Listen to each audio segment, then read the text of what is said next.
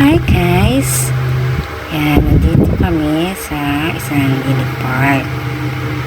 Yan guys, so lipat ko lang kayo dito sa mini park na to.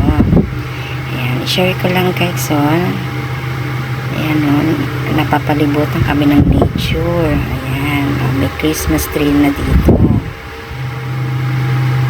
Ayan guys, maaga pa lang naglagay na sila ng Christmas tree. Yan. Dito kami madalas na nagja-jogging, nag-exercise. Ayan.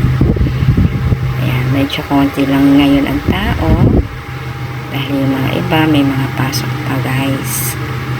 Ayan, nakikita mo yung mga halaman dito.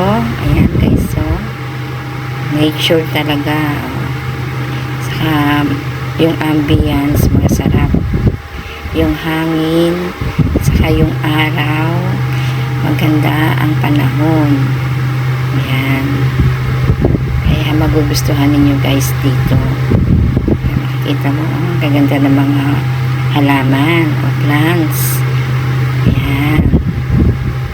Ayan, iba-ibang klaseng mga halaman, mga puno. Ayan guys. Tapos, katabi nito ay isang church. Yan. Yan, may mga iba dito, mga nag-running, jogging, walking.